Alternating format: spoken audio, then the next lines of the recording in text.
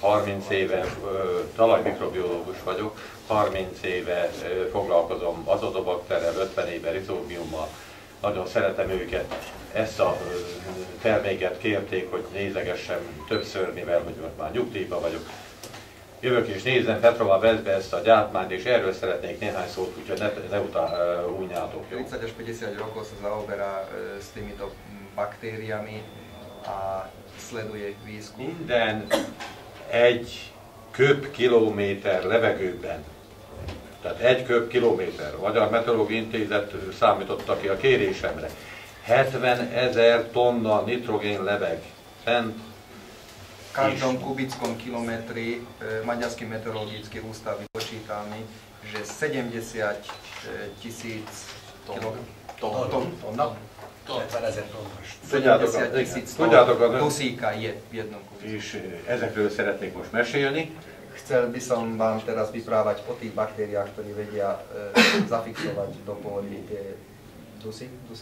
Az egyik az azotobakter krókokkum, ami a termékben van, a másik pedig az Azospirillum brasiliense. Prvý, čo vymenoval, to je v produkte a bude rozprávať aj o tom druhom. Megkötik a levegő nitrogénjét, és képesek kijuttatni a talajba, kidiffundáltatják. Unjátok, mert hadd mondjak egy kísérletet, jó? Hát ezelőtt 40 éven, mikor elkezdtük, pred 40 rokmi, aby ste sa nenudili, poviem vám konkrétny príklad. A professzorok azt mondták, hogy nem, az azotobakter akkor adja le a nitrogént, amikor vizálódik, mikor vége van, mikor meghal. Že azotobakter pred 40 rokmi tvrdili professzori, že vtedy odozdáva dusík, keď zdochne. Bebizonyítottuk, hogy életében, amikor szaporodik, az azotobakter köti a levegő nitrogénjét és kidiffundáltatja a talajba. Takže vedeli sme to vydokladovať, že azotobakter, pokiaľ žije, účinkuje, zviaže ten dusík a rozpúšťa ten dusík do pôdy hneď. Ez az azotobakter képes dolgozni olyan 14-15 foktól 36-38-ig. Od 14 až 15 stupňov do 30 až 38 stupňov je možné vyrobiť. Viszont az azoterben lévő másik, ami brasiliense, ez képes sokkal magasabb hőfokon is. Tehát amikor nem borítja a talajt még növény, és erősen felmelegszik a talaj, képes 46-48 foknál is dolgozni a brasiliense. Ten druhý druh braziliense vie účinkovať v pôde aj oveľa vyšších teplotách, keď 46 až 50 stupňov má pôdna teplota a je aj kryté s rastlinami. Elkezdi kinyomni a nitrogént, és a növények fel tudják venni. Viszont a másik baktérium, amire áttérünk, a megatérium, ugyanis a nitrogént most megbeszéltük, de a következő fontos dolog a foszfor. A baktérium, megatérium kezd ezen a nitrogénen nőni. Takže teraz sme vysvetlili dusík a druhý baktérium, ten megatérium, ten zas účinkuje úplne ináč, ale vlastne na báze týchto predošlých baktérií začne rásť, rozmnožovať sa. Miért fontos ez a foszformobilizáló? Ja nem mondtam, hogy foszformobilizáló. Áno, nepovedal som, že je to mobilizér fosforu, ten megatérium. Talajban rengeteg foszfor van. Obrovské množstvo kötött állapotban. Ale zviazanej forme. Rendesen kötött állapotban, azon kívül például a sejtekben nagyon sok foszfor van, ez képes mobilizálni, növénynek felvető állapotba hozni. Nie len v pôde, ale priamo aj v jednotlivých bunkách, rastlinných bunkách je obrovské množstvo toho fosforu a ten konkrétny baktérium vie to dostupniť. Megvan a nitrogén és megvan a foszfor. De hát itt van a harmadik, hogy akkor azzal mi legyen? Mi legyen a káliummal? Máme draslík, či vlastne máme fosfor, máme dusík a čo s draslíkom?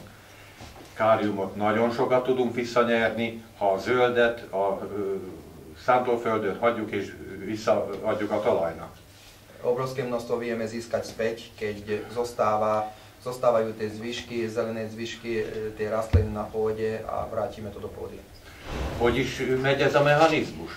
Úgy, hogy ebben az azoterben, amiből 10 litert szerveteznek ki egy hektárra, cellulózt tesznek bele. Vízben oldódó cellulózt.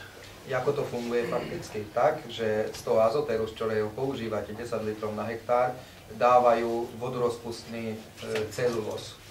Mivel nitrogén és foszfor rendelkezésre áll, ezért a cellulóz bontó baktériumok, amelyek mindenütt vannak a talajban, csak nem akarnak dolgozni, mert nincs mit tegyenek, hirtelen ezen a cellulózon felszaporodnak rettenetes mennyiségben.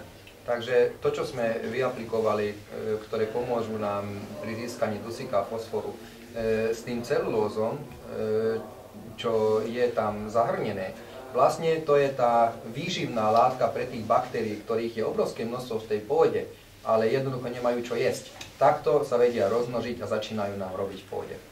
Ezen a vízbe oldódó cellulózon felszaporodnak, aztán nincs mit tegyenek. És akkor fontos, hogy ott van a szár, gyökér, minden, amit visszaforgatunk a talajban, ennek ugranak neki, és felszabadul a kálium. Takže keď ten vodorozpustný cellulóz sa minie, vtedy je to dôležité, aby v tej pôde boli tie organické hmoty, tie zostatky tých rastlín, tie zvyšky, lebo v tom prípade začínajú potom účinkovať a rozkladať tieto baktéria. Ezt a gyönyörű együttműködést, ennek a három baktérium féleségnek az együttműködését hívjuk metabiózisnak, ami gyönyörűen működik a talajban, hogyha minden megfelel. Toto spolužívanie nazývame metabiózou, keď všetko v poriadku funguje v tej pôde, krásne účinkuje. És lényeg az, hogy nem szabad soha szélsőséges talajra tenni ezt a készítményt. Tehát sívóhomokra, szíkre, tehát szélsőséges talajokra. Takže na nepríjemné, nekvalitné pôdy to vôbec nedávajte, to je dôležité, lebo tam nebude to účinkovať. A kiutatás durván úgy van, most a kollégák szerkesztettek egy nagyon szép kis gépet, nem kell higítani, egyáltalán 10 liter gyönyörűen ki tudnak permetezni egy hektárba. Ez szlovák találmány ez a Takže gép. tu na Slovensku vynašli taký aplikátor, v ktorom netreba zriediť ten prípravok, čistých tých 10 litrov vedia aplikovať na tú pôdu.